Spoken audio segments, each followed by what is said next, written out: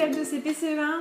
Bon, alors je vous prépare une nouvelle vidéo, cette fois-ci en art visuel, pour vous parler de quelqu'un que vous connaissez déjà sûrement, pour vous parler de Claude Ponty. Est-ce que vous le connaissez ? Alors c'est un dessinateur et auteur qui a notamment dessiné et écrit beaucoup de livres jeunesse. Je vais vous montrer quelques livres, vous en connaissez sûrement quelques-uns, je vais vous en montrer quelques-uns. Voilà Claude Ponty. Alors vous voyez, il y a un indice sur cette photo. Il a des poussins.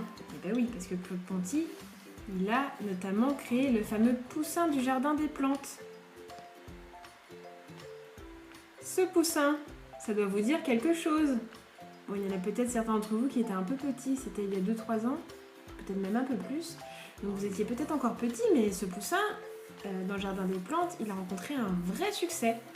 Et donc Claude Ponty, lui, il a donc dessiné et écrit de nombreux albums pour les enfants, par exemple celui-ci.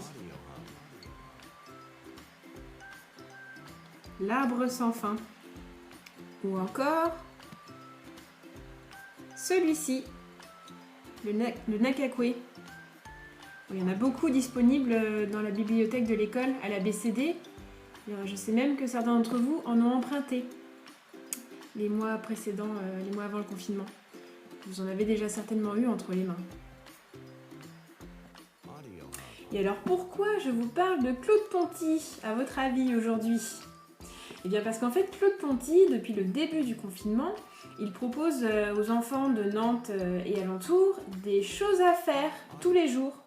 Alors je sais que la semaine dernière, avec Madame Wick, vous avez commencé à créer des choses à faire.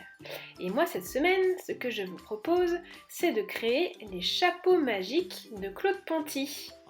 Vous commencez par dessiner votre portrait, votre visage, et puis ensuite vous vous créez un chapeau extraordinaire avec ce que vous avez sous la main, des plumes, des feutres, des gommettes, de la peinture, de la gouache, de la craie, ce que vous voulez. Il faut que votre chapeau soit le plus féerique, le plus farfelu possible. Voilà, allez, bon courage, à bientôt!